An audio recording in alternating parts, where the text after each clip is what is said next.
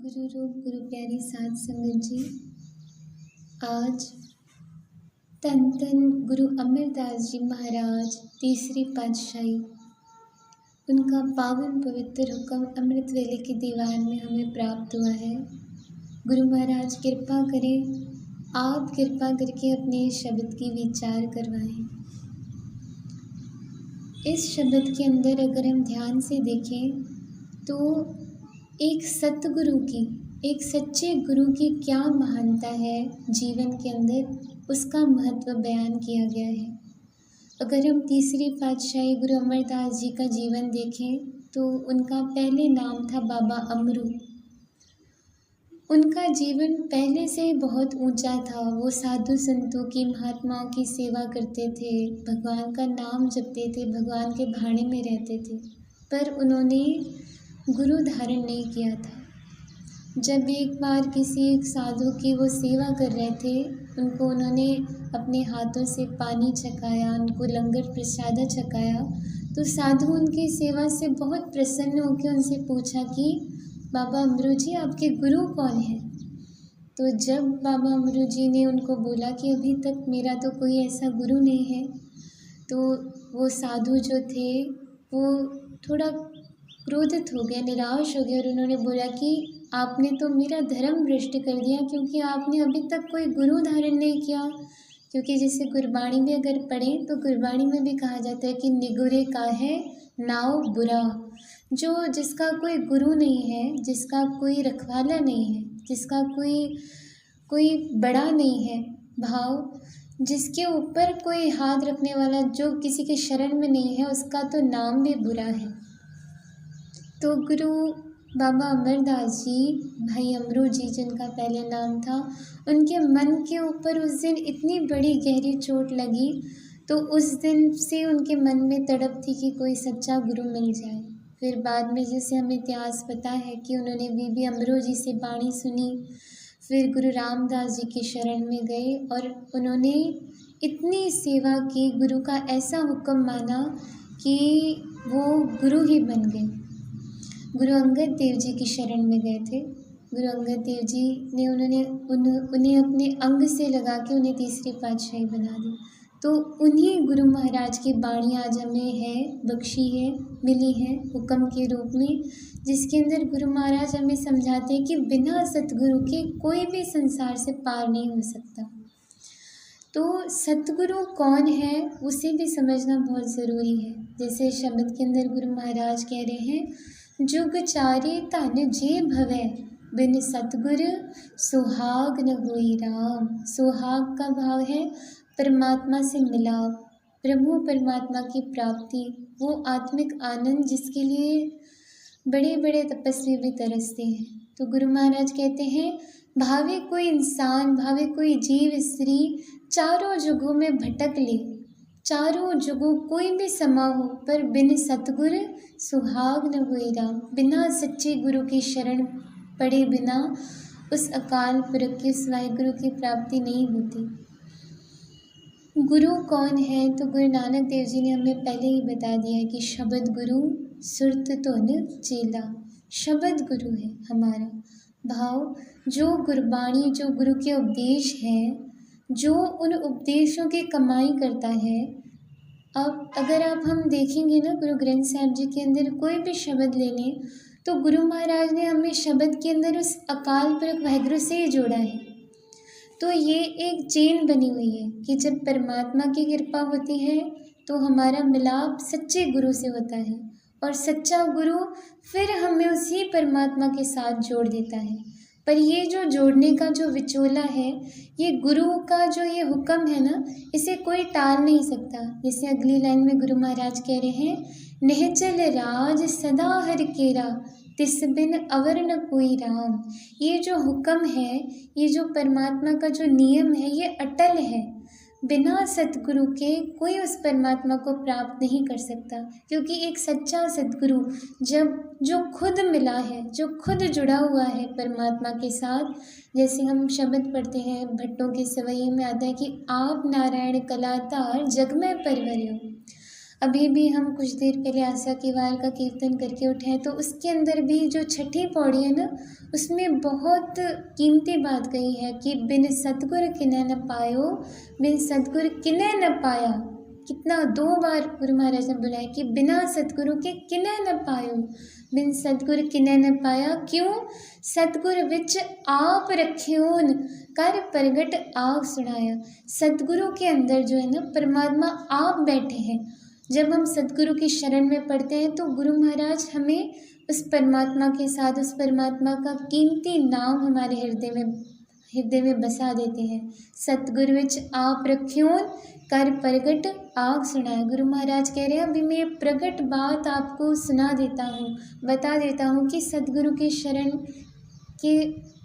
के शरण में जाने के बाद ही परमात्मा की प्राप्ति होती है। आगे गुरु महाराज समझा रहे हैं, तिस बिन अवर न कोई, सदा सच सोई, गुरमुख एको जानिया।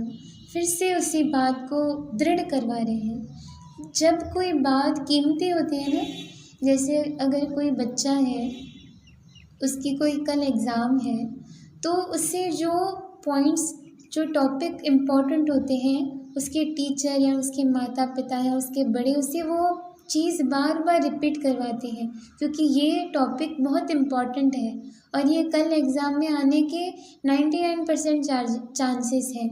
तो उस बात को बार बार दोहराते हैं। तो गुरु महाराज भी हमें बार बार ये बात रिपीट करवा रहे हैं कि याद रखो, कहीं भुलेखे में मत पढ़ना कि बिना गुरु की शरण पढ़े हम कहीं पार हो सकते हैं। गुरु महाराज कह रहे हैं, तिस बिन अवर न कोई, सदा सच सोई, गुरुमुख एको जानिया। जो गुरु के सन्मुख रहते हैं, जो गुरु की शरण में आते हैं, वो एको जानिया भाव उस एक अकाल पुरख के साथ वो फिर अपनी गहरी दोस्ती बना लेते हैं। जब गुरु की शरण में आते हैं तो गुरु महाराज कहते हैं, तान पिर मिलावा हुआ, गुरुमति मन मान्या। फिर अकाल पुरख का और उस जीव स्त्री का मिलाप हो जाता है। वैसे अगर हम भक्तों की बाणी पढ़ें तो भगत कबीर जी तो कहते हैं, कहो कबीर एहराम के अंश। हमारे अंदर और परमात्मा के अंदर कोई भेद नहीं है। हमारी जो आत्मा है वो उसी निर्विकार, उसी अकाल पुरख निरंजन की स्वरूप है, क्योंकि प्रात्मा पार ब्रह्म का रूप, अचर्य कथा महानु, प्रात्मा पार ब्रह्म का रूप। इसके अंदर कोई भिन्नता नहीं है। जैसे अगर भगत रविदास जी को अगर हम पढ़ें तो वो भी यही बोलते हैं कि तो ही मोही, मोही तो ही अंतर कैसा, कनिक कटक जल तरंग जैसा। जैसे समुंदर है और उसके अंदर कोई अगर एक तरंग है, उस नदी के अंदर, उस समुंदर के अंदर अगर कोई एक तरंग आती है, लहर आती है, वो लहर उसी का स्वरूप है। बस वो कुछ समय के लिए उस समुंदर से निकली है, फिर बाद में जाके उसी समुंदर के अंदर समा जाएगी। पर इस बात को हमारे मन के अंदर दृढ़ करवाने वाले, इस बात को हमारे अंदर पक्का करने वाले और वो मिलाप की अवस्था, वो आनंद की अवस्था बख्शने वाले वो एक ही है, वो है गुरु। जैसे गुरु महाराज कहते हैं, विष्ट सुभाई पाया मीत, सौदा मिलया निहचल चीत। जो हमारे और परमात्मा के बीच में कोई अगर विचोला है तो वो है गुरु। और आज के टाइम पे हमारे धन धन श्री गुरु ग्रंथ साहिब जी महाराज, जिनके उपदेश, जिनकी वाणी को आज भी अगर कोई दिल से पढ़ता है, समझता है, विचारता है, उसकी कमाई करता है, तो उसे परमात्मा की प्राप्ति ज़रूर हो जाती है। गुरु महाराज कह रहे हैं, तन पिर मिलावा हुआ, गुरुमति मन मान्या। जब गुरु की मत से, गुरु के विचार से हमारा मन पतीज जाता है, हमारा मन उसके साथ अपनी गहरी सांझ बना लेता है, तो हमारा जो मिलाप है वो परमात्मा के साथ हो जाता है। आगे गुरु महाराज फिर से समझा रहे हैं कि सतगुर मिलया ता हर पाया, बिन हर नावे मुक्त न हुई।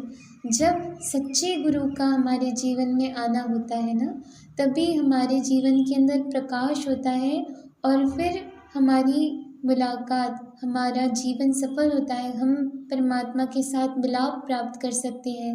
बिन हर नावे मुक्त न हुई। सतगुरु के बिना नाम की प्राप्ति नहीं होती और नाम के बिना हमारा जीवन मुक्त नहीं होता। तो गुरु महाराज फिर से हमें उस बात को दृढ़ करा रहे हैं कि सतगुरु का होना हमारे जीवन में बहुत ज़रूरी है। आखिरी में गुरु महाराज इस पद के अंदर समझा रहे हैं, नानक कामड़ कंते रावे मन मान्य सुख होई। गुरु महाराज समझा रहे हैं कि हे नानक, जो जीव स्त्री अपने उस परमात्मा के नाम के साथ जुड़ जाती है, जिस जीव स्त्री का मन उस परमात्मा की सिफत सलाह के अंदर जुड़ जाता है, उस सदगुरु के शरण में चली जाती है, फिर वो तो रंग रलियाँ मारती है अपने खसम के साथ, अपने पति के साथ, अपने प्रभु के साथ, फिर वो अनंत में जीवन व्यतीत करती है। तो गुरु की प्यारी साथ संगत, इस पूरे शब्द के अंदर अगर हमको आज अपने जीवन में कुछ दृढ़ कर सकते हैं तो हम कोशिश करें कि रोज़ कम से कम, जैसे हमारा जो नित्यनेम है, उस बाणी को पढ़ना शुरू करें। जपजी साहब अगर अमृत चखा हुआ है या नहीं भी चखा हुआ तो हम कोशिश करें कि 5 बाणियों का नित्यनेम या कम से कम जपजी साहब का पाठ तो हम ज़रूर करें, क्योंकि हमारे गुरु का हुक्म है।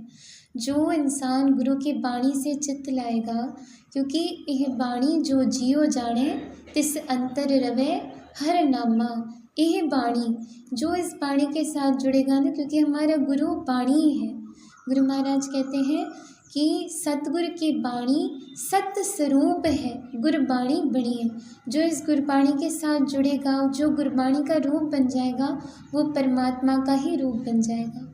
तो हम कोशिश करें अपने जीवन में, जो गुरु महाराज ने आज हमें बख्शीश किया है सतगुरु का इम्पोर्टेंस, हम नित्यनेम को अपने जीवन में पक्का करें।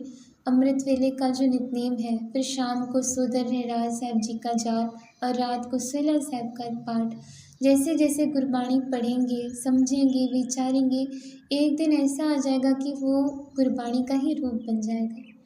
तो गुरु की प्यारी साथ संगत, हम भी गुरबाणी के साथ जुड़ें, अपने जीवन को ऊंचा बनाएं, विचार करते हुए अनेक भूलों की क्षमा बख्शिश करनी जी। प्यार से फतेह बुलाओ जी। वाहिगुरु जी का खालसा, वाहिगुरु जी की फतेह।